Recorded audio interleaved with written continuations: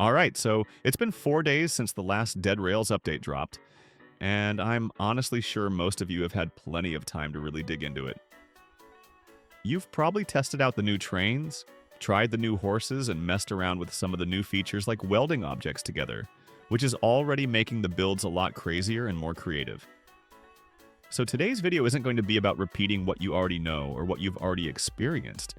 Instead, I want to keep things fresh and give both the community and the devs something new to think about while we all wait for the next big update. Now, if you've been following this channel for a while, you already know where most of my ideas come from. The official Dead Rails Discord, and more specifically, the Suggestions tab. I always give credit where it's due, and the cool part is the devs actually pull stuff directly from there. If you've seen my past videos, you probably remember how hyped I was to see things like the passenger train, the ghost train, and even the zombie horse show up in-game.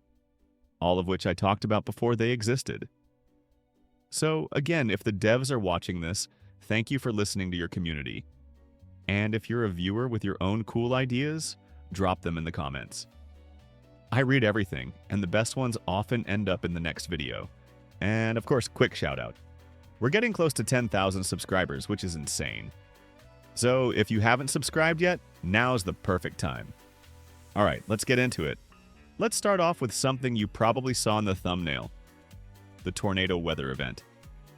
Now I know I've mentioned tornadoes before, but this time, I want to give a much clearer picture of how it could actually work in-game. So imagine you're traveling, and suddenly the wind starts to pick up. Very subtle at first. You hear a bit of rustling, see some visual wind effects, maybe some dust in the air, that's the warning. About a minute later, that breeze turns into a small tornado. Nothing massive yet, but enough to let you know it's coming. From there, there's a 15% chance that it'll evolve into a full-scale town-sized tornado, and if luck isn't on your side, it might even become large enough to level an entire city. Once it reaches you, it doesn't instantly kill you, but it pulls you in, spins you around, and you're pretty much helpless inside of it until it fades. It gathers zombies and mobs into one area, creating a chaotic swirl of enemies. You've got about a minute to escape using your train, and yeah, it moves fast, but not always toward you.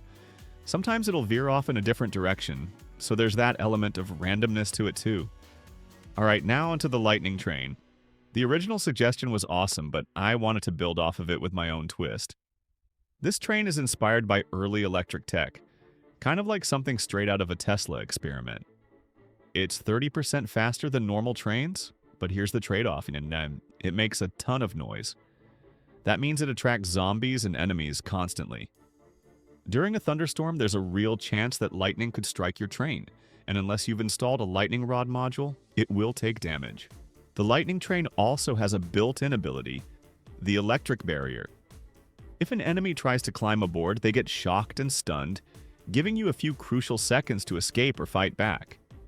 And it's so fast and unstable that it's actually unsafe for horses. So you can't use them with this train at all. To unlock it, you need 215 bonds, complete a challenge called Electric Storm, and also find a rare item called the Tesla Coil, which only appears in labs or military zones. At max speed, it even leaves a glowing lightning trail behind it. Next up, we've got the Apocalypse Train. This thing looks brutal and covered in rust, plates, and spikes.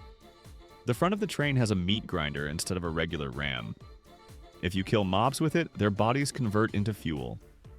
At the back of the train, the rails are reinforced with spiked fences that deal 5 damage per second. It even has a turret seat in the back and another on top, making it ideal for combat scenarios. Price tag?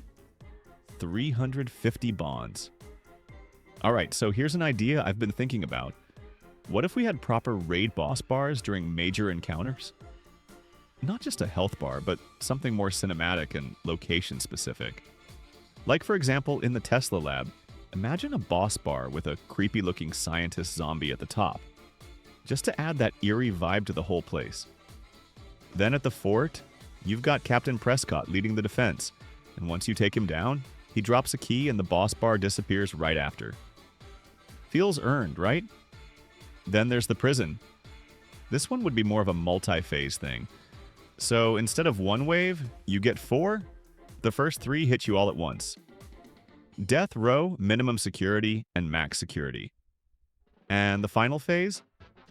That's Goliath, but here's the twist. His boss bar only appears after you activate a specific sword. Now if we head over to the castle, the bar wouldn't just show a name. It would actually drip blood down the sides, really leaning into the horror atmosphere. And in the Sterling Mines, the entire outline of the bar could be made of bones just to keep that gritty, underground vibe alive. It's a small thing, but it adds a lot to the atmosphere and intensity of each location. Alright, let's talk about two class ideas, starting with one that's pretty fun. The rich class. So, picture this. You load into the game, and instead of starting with the usual $20 and a shovel, boom! You're holding a shiny golden sword and got $40 in your pocket. Just like that, you're already ahead. You also start with not one, but two snake oils right off the bat, which is huge early on. And there's a little bonus chance too.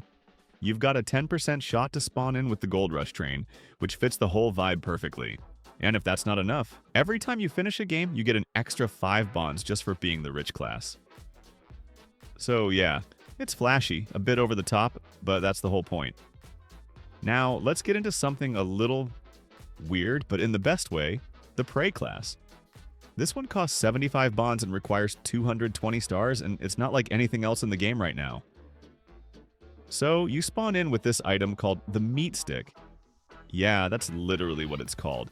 And you're as fast as the Horse class, which is already a big win. But here's where it gets crazy.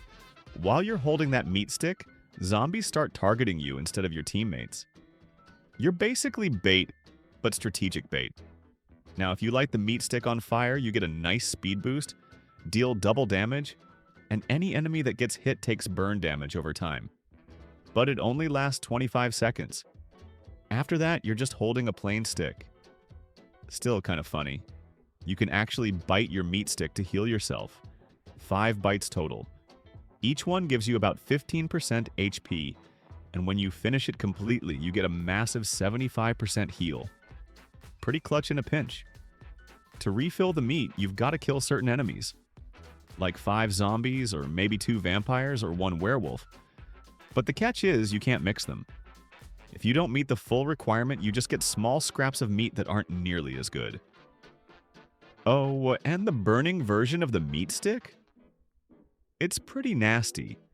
You can 3-tap zombies, 2-tap wolves, 8-tap werewolves with the burn effect. Even 2-tap horses. But it's not all upside. The longer mobs see your meat stick out in the open, the faster they move.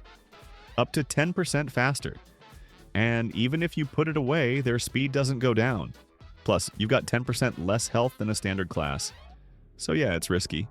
But it's also hilarious and kind of genius if you use it right. Finally, a friendship system.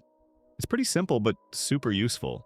You'd be able to build relationships with animals, horses, wolves, unicorns, and gain buffs from it.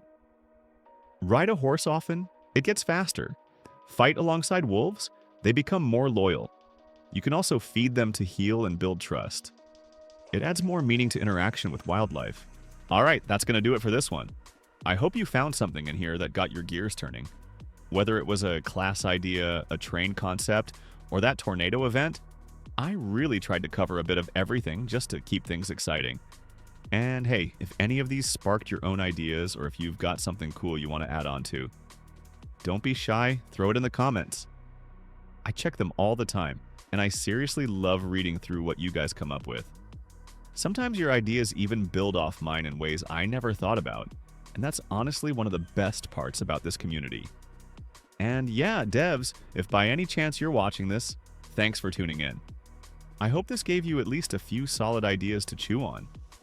You guys are doing awesome work, and I think the community really appreciates how much you pay attention to suggestions. As always, thanks for hanging out with me. Don't forget to drop a like if you enjoyed the video, and if you're not already subscribed.